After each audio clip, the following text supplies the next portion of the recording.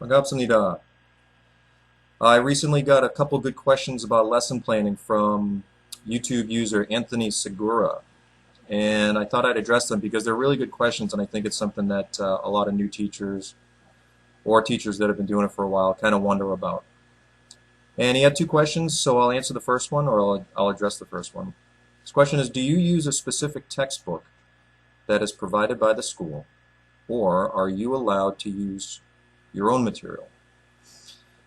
Well, the first thing is to keep in mind, a lot of it depends on where you're located, where you're placed, what school you're going to be placed in, what age groups, and things like that.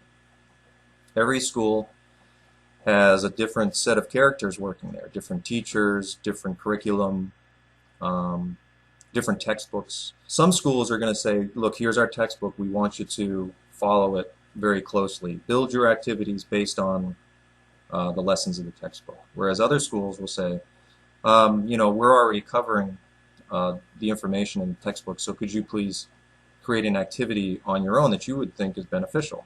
Like in the case of my school.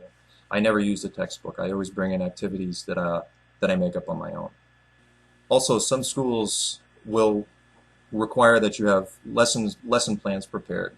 Others won't. In my case, I don't have to put lesson plans together. I think most of the time they may, if they do start out asking you for lesson plans, it'll probably phase itself out just because it's extra paperwork that they have to deal with. As long as you're doing a good job and keeping the kids motivated and inspired and all that kind of stuff, that's all they care about. So if you've taken a TESOL certification course, or if you've looked into it, or if you have any familiarity with it, one of the main methodologies for developing a lesson structure is called ESA. At least that's the way it was termed in my certification course. And ESA stands for E is engage, S is study, A is activate. The engage phase is really used to kind of get students interested in your class and to get their gears moving for using English again. Most of them go through the entire day, the entire week sometimes, once they leave your class without ever using English. So when they come in there, it's kind of a shock to them to have to switch gears and use it and dig up the English that they know and try to apply it to class. So this can be done a bunch of different ways. You can show a short video, like a music video, which is usually what I like to do if I do a video. Maybe a simple activity, a quick review of what we did the previous day, or even just a very simple game like a hangman even. I have many different variations of hangman so that they're not kind of bored with doing it or feeling like it's below them or something like that. But all it does is it gets them in the mode of speaking English for the time that they're in your class. The study phase is where they're really focusing on the language, at least the language that you're going to plan on teaching them.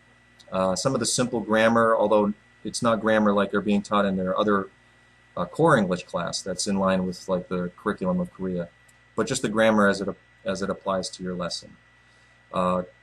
Constructing the language basically is what this is all about. Gives you a chance to introduce the phrases, your key phrases, the different scenarios and things like that they're going to be using for that specific class, that specific activity. The activate phase is where the students now are going to take what they've heard and what they've hopefully paid attention to and learned, and that's when they're going to use it.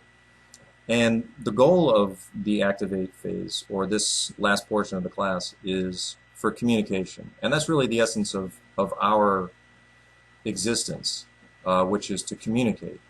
They learn all their grammar and all the boring stuff and proper sentence structure and all that kind of stuff in the classes with your co-teacher.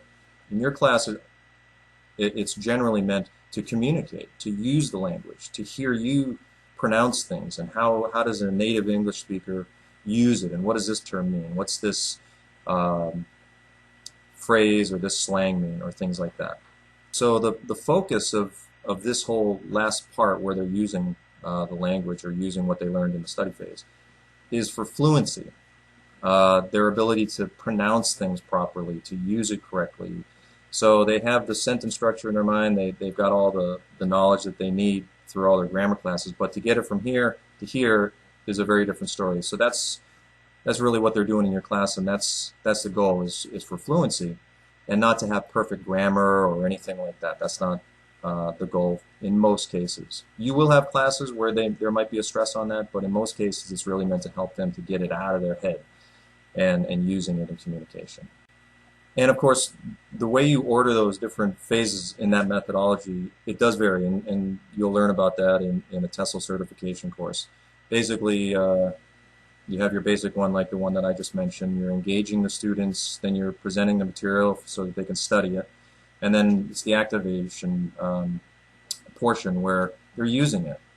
The last two segments, the study and activate phase, sometimes those are used differently.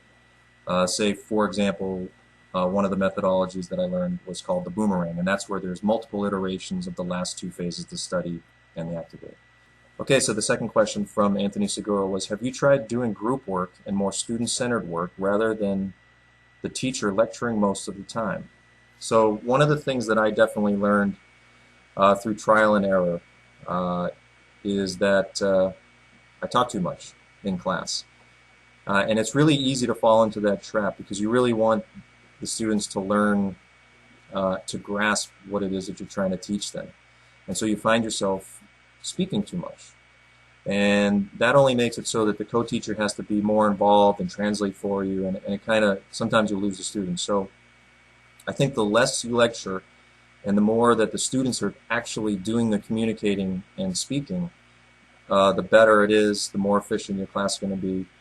And even though they might not like it because it's difficult, the more that they're going to want to come back to class because they're going to feel like they really gained something by being in your class, which is very important when you're coming here, to justify what you're doing, to show them that you're trying to do a good job. Is if you can engage the students, that's going to leave a great impression with your coworkers as well as the students. If you're still wondering about what a good lesson looks like, what's it supposed to, what's the structure of it supposed to be, what's a lesson plan look like, or what do the worksheets look like, the resources that I always go to get a new lesson. Now, I don't always create my own lessons from scratch. Sometimes I do, but sometimes it's better not to reinvent the wheel and just look for something that's already been used and has been successful and just use it in your classroom and just see how it fits. So some of those sites that I go to, one is busyteacher.com, I think it is. BusyTeacher has probably the best selection and groupings and categorizations of lessons that are going to be useful for your classroom. The other one is Waygook, which is kind of an everything teaching ESL site. If you haven't already been there, it's got forums, job postings, things of that nature. Now, in the forum section, you're going to find lesson plans and things like that. And that's where people, gracious people, post lessons that they've created and give a little background on how they use it, some of the instructions, and they tell if it's been successful or not. And other teachers will comment on there to give you some feedback if it's been effective or not. I also use ESL Printables, which is a site where teachers post their lessons on there. Now, you can only download from ESL Printables if you contribute, so you have to put something on there to take something, which is a nice community concept. So those are some of the resources that I find effective. Lesson planning is really going to be about you and your interaction with the students, what your school is looking for, and what you feel is going to best affect your students once you get to know them a little bit better. But the best advice I could give is don't freak out about it. Just have a good time, and you'll see that the students will open up and want to learn from you and get their English up to par. So, hope that was helpful. If you have any questions, let me know. Please subscribe. If you like this video, I plan on making a lot more about my life and times here in Korea, but thanks for watching. I'll see you next time. Peace.